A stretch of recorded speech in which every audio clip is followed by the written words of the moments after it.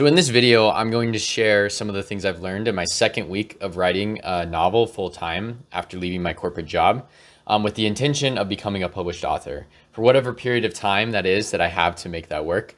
But really doing whatever it takes to complete the book that I've wanted to write for really over 20 years at this point. And so I've been working consistently on it. From last week to this week, I've written over 10,000 words. I'm now at 65,000 words. Not that the words is necessarily my goal, but I've made significant progress writing portions of the book in my initial draft. And there's some important things that I've learned that I wanted to share and hopefully may be useful to others who are watching this, that will provide value as you're going through the journey of writing your debut novel or your first novel, or in the early phases of your writing journey.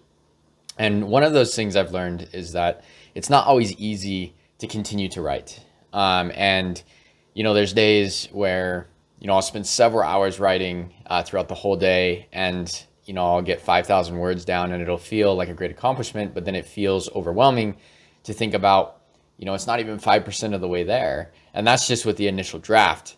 It's not the revisions, the editing to make it better, while I'm still trying to learn how to become a better writer, while I'm learning how to not just write words on a page, but learn how to do it more in a more meaningful way that resonates with the readers, that doesn't feel clunky, doesn't feel disconnected, but flows naturally and makes the reader want to continue reading and to really share that vision that I have in my mind onto the page.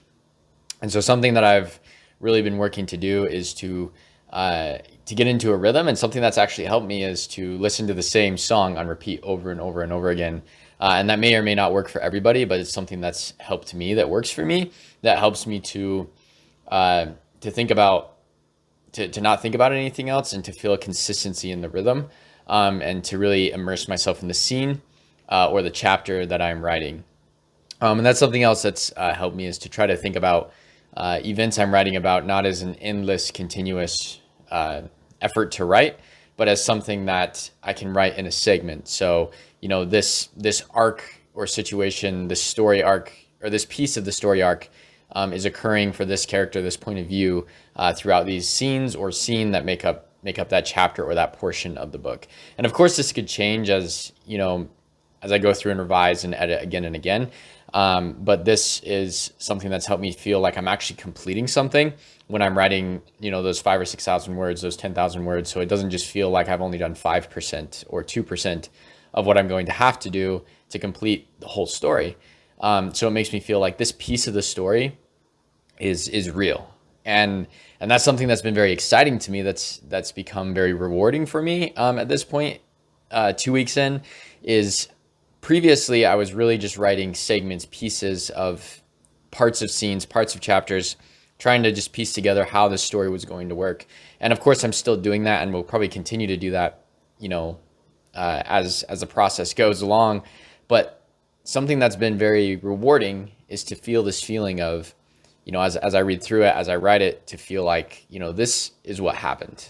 Not just like, oh, this is an idea, but almost as if I'm reading, the history or biography of a person. Like this is what actually happened in this epic fantasy story.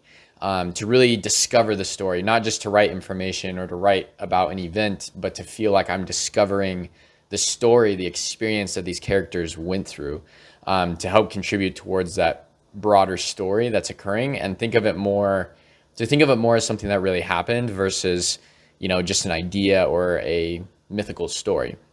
And so that's been very rewarding, is to look at the work that has been done and to see it as this is something that really happened. And although I can, improve the way that I communicate what happened, this is what happened. And that's something very exciting. And of course I can change and adjust as the story grows, but it is something that this idea that someone might read this one day and think to themselves like, wow, like, that's a great story, or this is a great moment in the story. And to know that some of the things I've already written could be read by those people later on, who are reading the book. And so although it's been challenging to think about, the overwhelming amount of work it is to write a full epic fantasy novel, even in the first rough draft, it is also very rewarding to think I'm writing something that actually happened in this world, in this fantasy world. And so although it's been difficult, It's been very rewarding to really invest that time and to really complete these pieces of the story. And so that's really where I'm working on now, is trying to target in and complete pieces of the story. And that's another challenge I've been seeing, is that when you get into building a piece of the story, sometimes you're starting, or I guess every time, ultimately you're starting with a blank page. And so starting with this blank page and trying to write something of great value on that page feels very daunting. It feels very intimidating to say, oh, I have these other pieces of the story that turned out really good, that feel right. It feels like this is what happened. And now I just have to come up with, what happened next, especially in the middle part of the story, where the beginning, the end, some of the highlights. But what about that middle part where you're building the characters, you're building the tension, you're building you're building up the story so that the ending really lands. And so that the beginning, the middle, and the end flow cohesively is very intimidating, because, I don't want to get stuck in the situation where I'm just putting down information through a chapter of, these people went here, they did this, they did that. I want to really build the characters and build the connection of the reader with the characters and with the story and with the world, not just put in filler.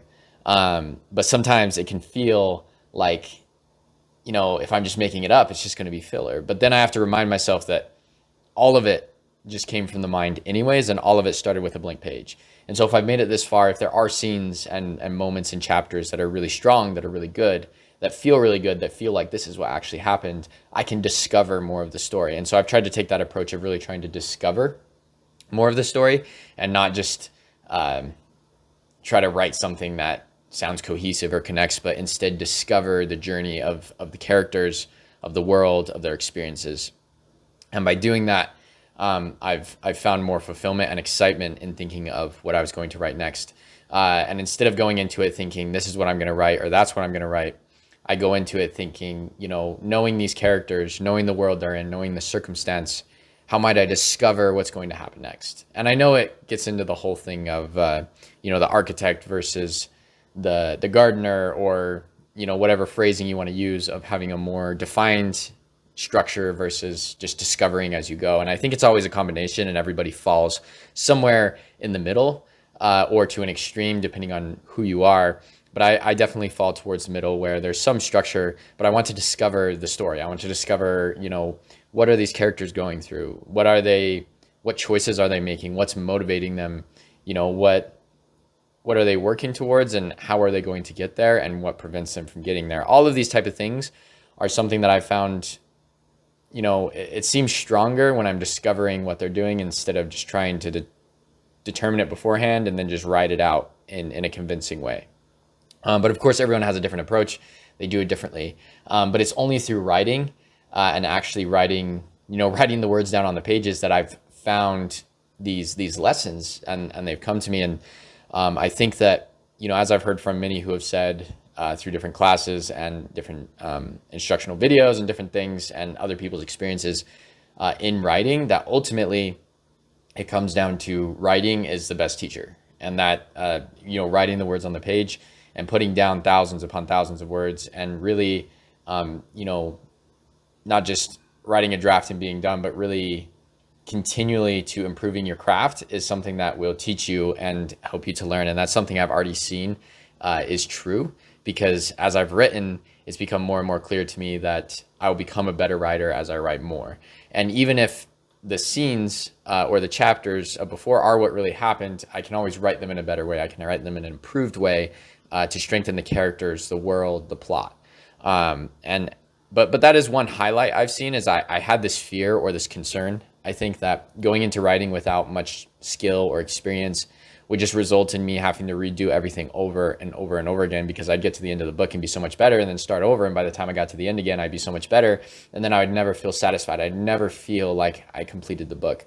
But the thing I'm coming to learn, like I mentioned before, is as I've discovered the story, and there's things that happen in this world to these characters, it feels like this is their history. This is something that actually happened. And because of that, it gives me this reassurance that, yes, I could probably write this better, or somebody else could probably write this event in a more, professional way. But something about it is the world, the characters, the story is what's most powerful.